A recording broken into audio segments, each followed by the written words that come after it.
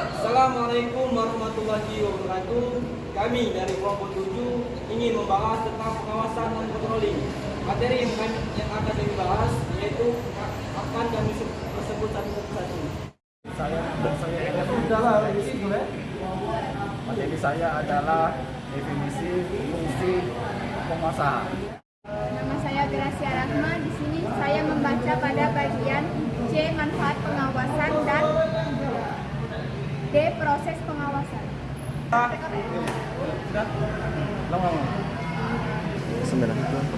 Baiklah, nama saya Iksan. Saya akan membahas materi yaitu objek pengawasan controlling dan jenis pengawasan controlling. Baiklah, selanjutnya saya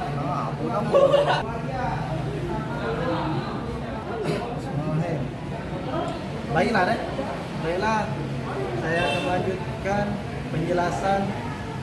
Salah, Cok. Baiklah, selanjutnya saya Yunus Mitra menjelaskan bagian tujuan pengawasan dan asas-asas pengawasan. Selanjutnya saya yang menjelaskan bagian cara-cara melakukan pengawasan dan sifat dan waktu pengawasan. Baiklah, saya akan menjelaskan judul saya, definisi fungsi pengawasan controlling. Menurut Robert Molker, fungsi yaitu usaha sistem menetapkan standar pelaksanaan dengan tujuan merencana, merancang sistem informasi, umpan balik, membandingkan kegiatan nyata dengan standar, membentukkan dan mengulur definisi-definisi dan mengambil tindakan koreksi yang menjaminkan bahwa semua sumber daya yang dimiliki telah dipergunakan dengan efektif dan efisien. Penguasa adalah proses dalam menetapkan ukuran kinerja dan pengambilan tindakan yang dapat mendukung pencapaian hasil yang diharapkan sesuai kinerja yang telah ditetapkan tersebut. Controlling is the process of ensuring performance and making assurance. Penguasaan adalah proses untuk memastikan bahwa segala aktivitas yang terlaksanakan sesuai dengan apa yang telah direncanakan. The process of ensuring that external activities conform the planned activation. Dalam Februari 2011 mengatakan bahwa pada pokoknya bangsa adalah keseluruhan daripada kegiatan yang daripada dibandingkan atau mengukur apa yang sedang atau sudah dilaksanakan dengan kegiatan norma-norma standar atau rencana yang telah ditetapkan sebelumnya. Dalam Winardati 2024 dikatakan bahwa penguasa tidak hanya melihat sesuatu sesama yang melaporkan hasil kegiatan penguasaan, tetapi juga mengandung arti memberikan dan meluruskan sehingga mencapai tujuan sesuai dengan apa yang direncanakan.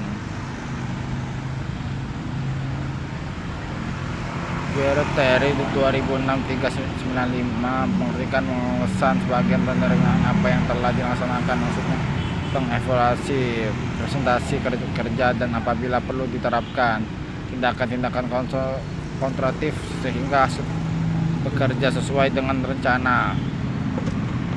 Telah ditetapkan, Cortenogoro menyatakan bahwa pengawasan itu adalah proses mulai perusahaan memperoleh keyakinan bahwa kegiatan yang dilakukan sesuai dengan rencana. Baiklah, saya akan membacakan materi saya. Dalam melaksanakan fungsi pengawasan manajerial, ada 5 jenis objek yang perlu dijadikan sasaran pengawasan. 1. Objek yang menyangkut kuantitas dan kualitas barang atau jasa. Pengawasan ini bersifat fisik. 2. Keuangan. 3. Pelaksanaan program di lapangan. 4. Objek bersifat strategis. 5. Pelaksanaan kerja sama dengan sektor lain terkait. F. Jenis program controlling. Berdasarkan bagian yang akan diawasi pengawasan dibedakan atas. 1. Pengadilan karyawan personal kontrol. Pengadilan ini ditujukan kepada hal-hal yang ada hubungan dengan kegiatan pegawai. Apakah pegawai bekerja sesuai dengan perintah rencana, tata kerja, absensi pegawai, dan lain-lain. 2. Pengadilan keuangan, financial controlling. Pengadilan ini ditujukan untuk hal-hal yang menyangkut keuangan tentang pemasukan dan pengeluaran biaya perusahaan, termasuk pengadilan anggarannya.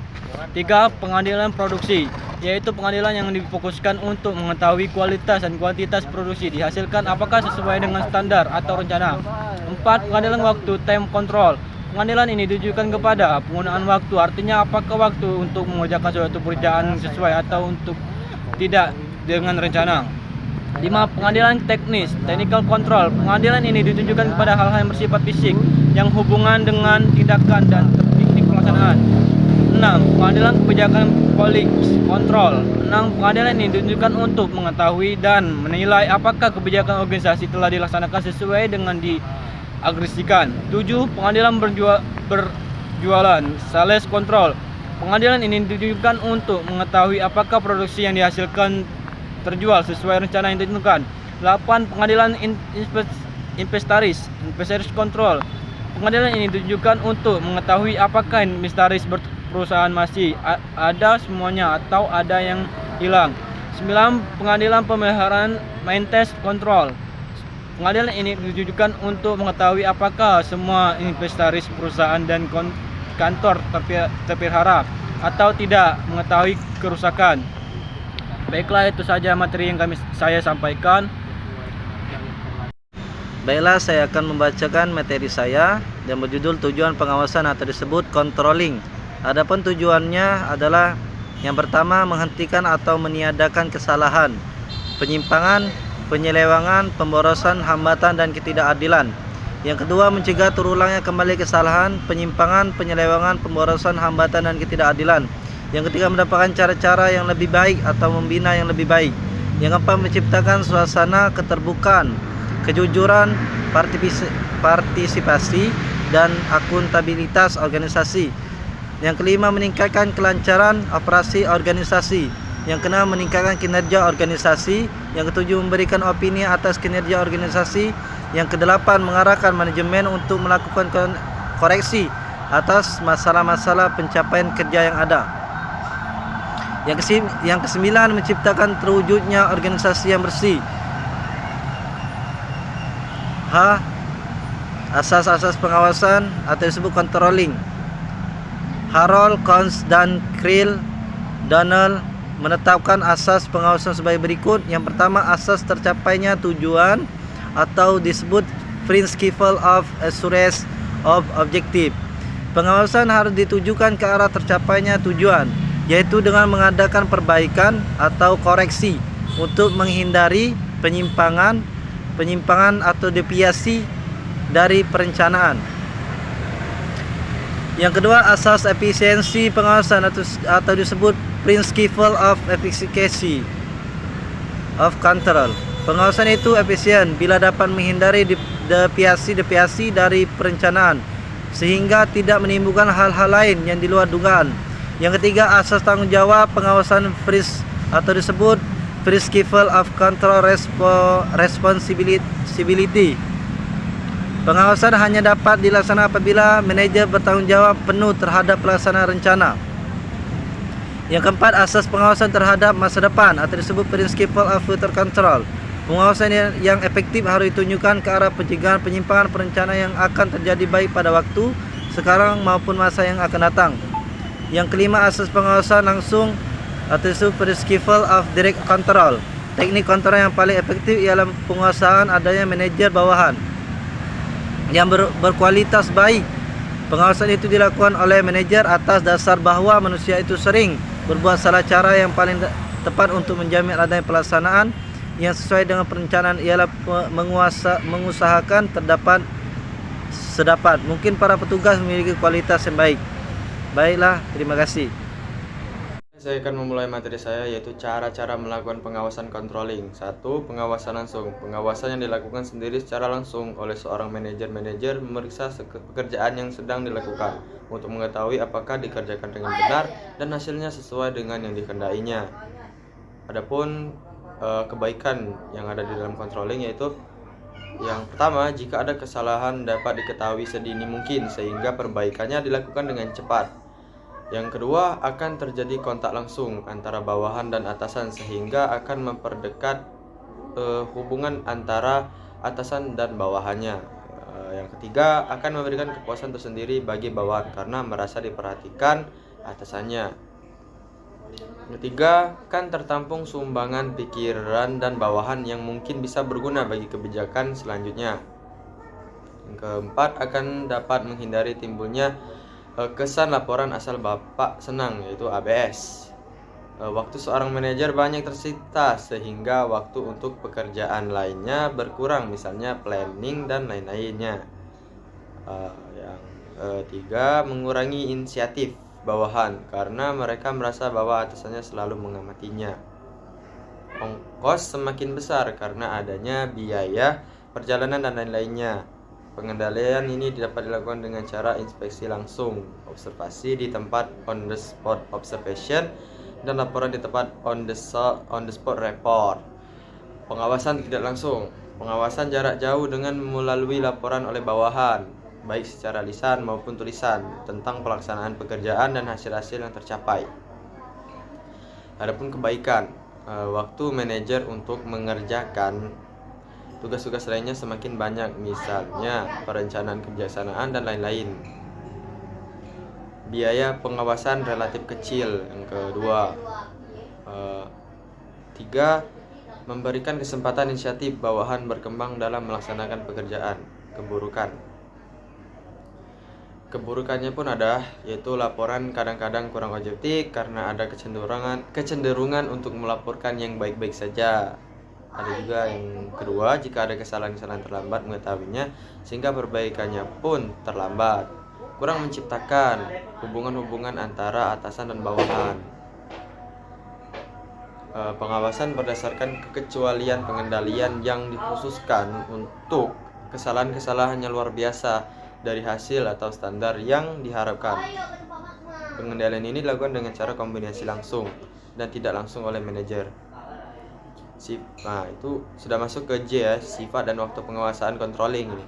Sifat dan waktu pengendalian kontrol dibedakan atas. 1. Preventive control, pengendalian yang dilakukan sebelum kegiatan dilakukan untuk menghindari terjadinya penyimpangan-penyimpangan dalam pelaksanaannya. Cara melakukannya yaitu dengan cara yang pertama, menentukan proses pelaksanaan pekerjaan. Yang kedua, membuat peraturan dan pedoman pelaksanaan pekerjaan itu. Yang ketiga, menjelaskan dan mendemonstrasikan secara cara pelaksanaan pekerjaan. Yang keempat, mengorganisasi segala macam kegiatan. Yang kelima, menentukan jabatan, job description, authority, dan responsibility bagi setiap karyawan. Yang keenam, menetapkan sistem koordinasi pelaporan dan pemeriksaan. Yang ketujuh, menetapkan sanksi bagi karyawan yang membuat kesalahan. Preventive control ini adalah pengendalian yang terbaik karena dilakukan sebelum terjadi kesalahan. Dan yang kedua itu repressive control. Pengendalian yang dilakukan setelah terjadinya kesalahan dalam pelaksanaannya agar kesalahan yang sama tidak terjadi lagi di waktu yang akan datang. Cara melakukannya yaitu yang pertama dengan membandingkan antara hasil dengan rencana. Yang kedua, menganalisis sebab-sebab yang menimbulkan kesalahan dan mencari tindakan perbaikannya. Yang ketiga, memberikan penilaian terhadap pelaksanaannya jika perlu dikenakan sanksi hukuman kepadanya. Menilai kembali prosedur-prosedur pelaksanaan yang ada. Terus mengecek kebenaran laporan yang dibuat oleh petugas pelaksana. Dan yang kelima, jika perlu meningkatkan keterampilan atau kemampuan pelaksanaan melalui training atau education. Ketiga, pengendalian saat proses dilakukan. Jika terjadi kesalahan, segera diperbaiki. Yang keempat, pengendalian berkala. Pengendalian yang dilakukan secara berkala atau secara berturut-turut. 5. Pengendalian mendadak. Pengawasan yang dilakukan secara mendadak untuk mengetahui apa pelaksanaan atau peraturan yang ada dilaksanakan dengan baik. Pengendalian mendadak ini sekali-sekali perlu dilakukan supaya kedisiplinan karyawan tetap terjaga. Terus pengamatan melekat. Pengendalian yang dilakukan mulai dari sebelum, saat, dan sesudah kegiatan dilakukan. Nah, terima kasih. Sepertinya cukup dari saya. Itu adalah materi yang sudah saya jelaskan. Mohon maaf jika ada salah kata. Wassalamualaikum warahmatullahi wabarakatuh. Baiklah, sekian dari materi yang kami sampaikan. Kalau ada kata salah, itu datang dari kami. Kalau ada kata benar, itu dari Allah Subhanahu Wa Taala. Zikir dalam soleh. Semua. Assalamualaikum warahmatullahi wabarakatuh.